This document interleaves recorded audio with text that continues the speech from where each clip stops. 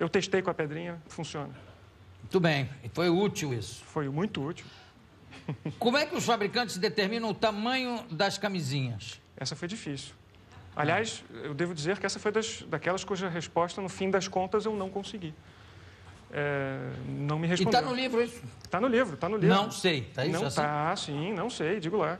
Os fabricantes não explicaram. E você não conseguiu? Não, tem existe uma norma técnica Ah.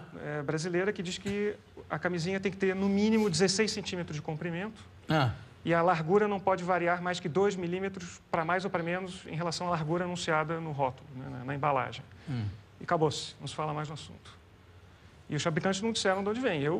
De onde vem o quê? De onde vem as Por medidas que eles põe? usam, né? Eu só posso imaginar que tem alguma coisa a ver com o que eles esperam que seja o tamanho do dito cujo, mas ninguém me fala nada. Só pode ser. Só pode ser. Tanto que tem vários tamanhos, né? Tem Não, normal, grande... Não, depois um dos fabricantes, existem Gigantesca? 3 fabricantes no Brasil que disse que ia lançar um com tamanho diferenciado. Naquele momento só tinha tamanho padrão. Mas já tem, não tem? No resto do mundo não tem tamanho? Tem. Large? Tem. Extra large? Extra large. Nos Estados Unidos... Uau! O último é... Uau! Uau! Nos Estados Unidos tem umas que são enrugadas para aumentar o atrito. Tem algumas que tem... Tipo um dragão. O pinto parece um dragão. Que tem uma substância anestésica por dentro, para que o homem demore mais. Se você tiver brigado com a sua namorada, você puxa o avesso, né? Tem uma que é feita de tripa de carneiro. Mas parece que a tripa de carneiro não é segura.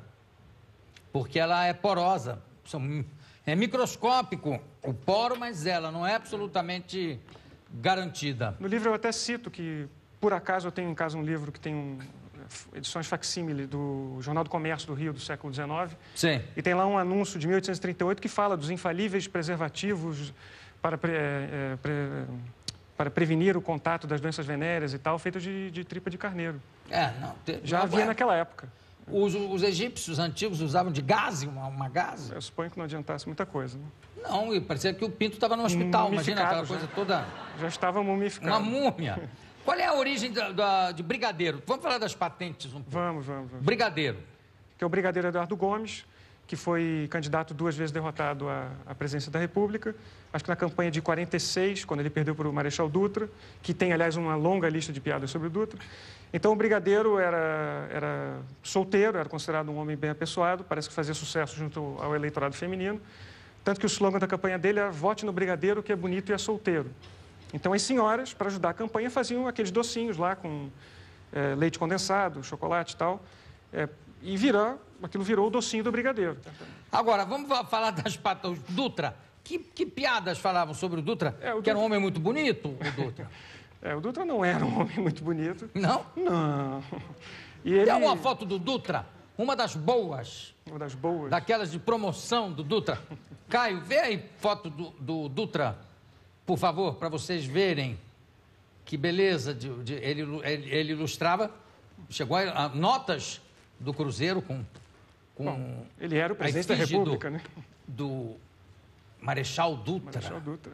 Era um homem tão bonito. Pois é. E não só era muito bonito, como parece que falava muito bem, né? Ele tinha um problema Ele falava assim dicção. com Eixas, falava assim. Exatamente. E Eixas falava muito pouco. Por isso, né? Tanto que o apelido dele era Catedrático do Silêncio. Era mesmo. E tem um episódio que, supostamente verdadeiro, ele era, na época ainda do Estado Novo, ele era ministro da Guerra, então ele costumava sair muito cedo de casa, passava na Vila Militar, depois ia para aquele prédio horroroso que fica ali perto da Central do Brasil, lá no Rio. Mas o prédio não é horroroso, espera lá. Bom, aquele prédio lindo. Prédio Art Deco ali. Feito Dutra, né? Lindo. Não. Enfim, você então, já está esculhambando também com o prédio. Diz que um dia ele chegou, e aí um oficial de gabinete dele, que era o Castelo Branco, na época major, teria perguntado ao ajudante de ordens que estava no carro... Que era o Carlos... agora eu não sei. Enfim, Bom, e aí? E aí, como é que está o Marechal hoje? Ele disse, está de boníssimo humor. Quando a gente passou pelo Maracanã, ele até comentou, puxa, está calor. E aí o Castelo Branco falou, puxa, mas... Então ele está de bom humor mesmo, né? Aí contaram essa história para um tal senador que falou, mas o ministro não é de fazer discurso logo de manhã cedo.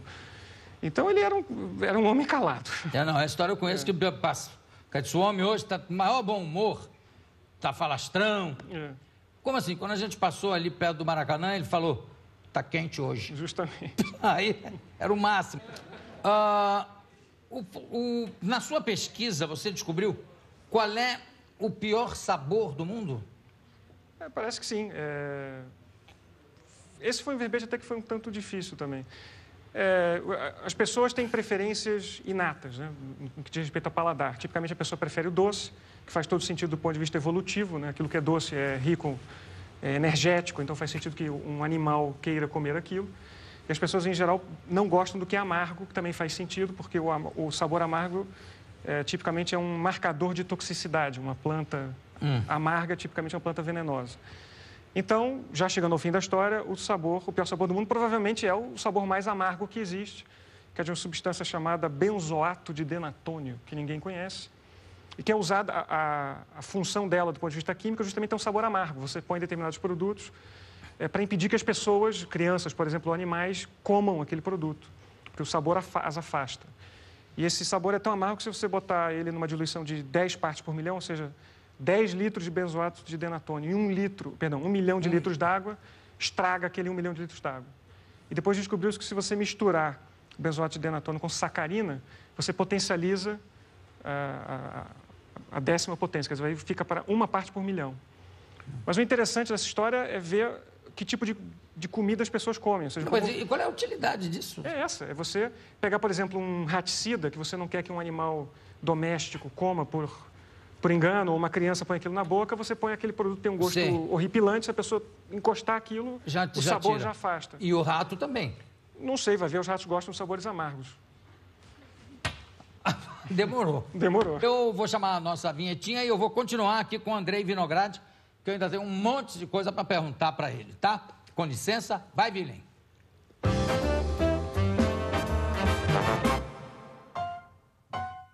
Tenho aqui ao meu lado Andrei Vinograd, que está lançando Futilidades, Mistérios do Dia a Dia Explicados. Está aqui, Matrix.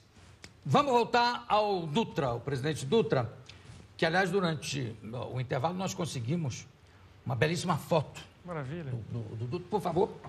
A foto do presidente Dutra no telão, que, na realidade, não é essa. Mas ele está bem aí. Ah, é essa aí. E é engraçado que tem um sombreado, parece ter um bigodinho aqui. E ele era marechal, né? Era marechal. Marechal Dutra. Da onde vem? Tá bom, Vini, obrigado. Qual é a origem da palavra marechal? Na sua origem remota, o marechal, que hoje é o título supremo, né, das Forças Armadas, no caso do Exército da Aeronáutica, era a pessoa que tomava conta dos estábulos, quer dizer, era o contrário quase, né? Alguém que estava com a mão no esterco pode-se imaginar que não era muito alto na hierarquia militar. Em italiano... Peraí que eu me engasguei com gelo aqui, né? Em italiano, maresciallo também não tem nada a ver com marechal, não sei se você sabe. Não. Maresciallo é um sargento, quase talvez um pouco acima do sargento, é um suboficial. Agora, coronel. Da onde vem a palavra coronel? Não sei. Essa você me pegou. Não tem ideia? Não tem ideia. Não vem de coluna, de comandar uma coluna do Exército? É possível. Aliás, a palavra brigadeiro vem de brigada, né? Porque no caso do Exército você tem você tem o general, com a patente general, e você tem uma hierarquia. Você tem o general de brigada, que é o menos importante, por assim dizer. Você tem o general de divisão e o general de exército. E na aeronáutica você tem uma brigada aérea. Sim. Na Marinha é almirante. E na Marinha almirante é o máximo. Contra-almirante, o que é? É um jeito que odeia o almirante? Não, vem abaixo. Tem contra-almirante, vice-almirante e almirante. Agora eu já esqueci a ordem. Né? E na Marinha você não tem coronel, nem major. Você tem o capitão de corveta, depois tem capitão de fragata, não confundir com cafetão de gravata. Sim. E tem um outro aí que eu esqueci qual é. São vários. Mar e guerra. Capitão de... O Bira foi da Marinha há muitos anos, né, Bira? Do Exército. Foi do Exército. Chegou ao posto de soldado raso. Começou como soldado e chegou a raso. Eu sou tenente R2 da Arma de Infantaria. Não, na sua época era alferes, não é que chamava? Alferes do Exército.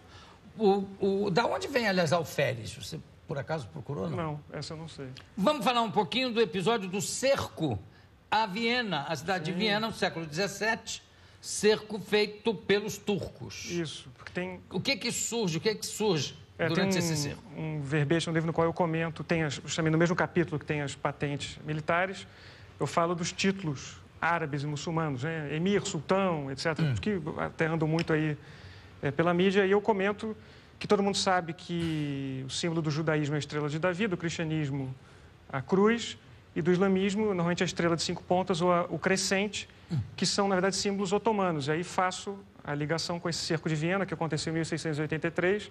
Então tem uma história que se conta de onde veio o croissant, aquele pãozinho francês no formato de crescente, uma história, aliás, que parece ser falsa, que a corporação dos padeiros teria dado um alarme de um determinado ataque turco, que teria impedido, portanto, a tomada da cidade, e como prêmio eles teriam... lhes teria sido permitido fazer esse pãozinho no formato de um crescente, croissant em francês é crescente. Crescente? Em comemoração à derrota dos turcos. E quem teria levado o croissant para a França teria sido Maria Antonieta, a dos brioches. Que aliás é mentira também, o negócio da frase dela. Que era austríaca. E tem uma outra história, que também parece ser falsa, que nessa ocasião Viena foi defendida não só por austríacos, mas também por suecos e poloneses. Havia um polonês chamado Kolchicki, que teria saído muito bem em batalha e teria recebido como prêmio sacas de café que teriam sido tomadas dos turcos. E aí teria surgido a ideia de fazer o café como estabelecimento onde se toma café, que aliás é uma tradição vienense. E ele teria feito esses pãezinhos também em referência ao episódio. Outra história, aliás, que parece ser falsa, até porque já havia cafés em Londres 30 anos antes disso. Mas uma história que é real é que o café surge na Europa, ali em volta de Viena, por causa dos grãos de café que os turcos levavam, né? Eu imagino que sim. Grãos? Os turcos acharam... o café vem da Etiópia, né? Acho que havia uma província na Etiópia chamada Cafa, ou coisa parecida, daí veio o café e deve ter sido levado à Europa pelos turcos. E tem, aliás, até uma outra história relativa a café e ao cerco de Viena, que é a história do cappuccino. Porque o cappuccino tem aquele nome? Porque havia um frade capuchinho, né? Chamado Marco Daviano, que tinha sido mandado ao cerco para prestar conforto espiritual às tropas cristãs. E, supostamente, ele teria inventado esse café com espuma de leite, e aí teria sido chamado de capuchinho. Também há duas versões, uma que era a espuma do café faria referência ao capuz, na posição do capuz que fica na parte de cima do hábito, ou então a cor, que era a mesma cor do hábito que os capuchinhos usavam. E o negócio tem uma pergunta que muita gente fala de brincadeira, que você foi lá e resolveu botar no livro. A cor da zebra. Vou perguntar até para a plateia o que a plateia acha. A zebra é branca com listras pretas ou ela é preta com listras brancas? Vamos perguntar primeiro... Hein? Como é que vocês sabem que ela é branca? Espero que porque tenham lido o livro. Não, acho que ainda não. Ainda não. Vocês têm certeza? Você que está aí com o microfone bem acima da sua cabeça, aí. Ela é branca com listas... Fala pra mim. Branca com a lista... Não, é branca com as listas pretas. É branca com as listas pretas. Ela é branca com as listas pretas? Ela é branca com as listas pretas. Como é que você sabe? É porque as listas terminam na barriga ou na parte interna das coxas e daí o resto do pelo é branco. Então a maior parte da pelagem dela é branca. Só que também existe a ovelha negra, entre aspas, das zebras. Ou seja, existem zebras que são o negativo, né, por assim dizer. Que elas são majoritariamente pretas, aí você considera que as listas são brancas. Quer dizer, seriam zebras albinas? Não, se fossem albinas seriam brancas. Né? Eu acho que são zebras negativas. Pois é, mas quer dizer, albina ao contrário, negativas.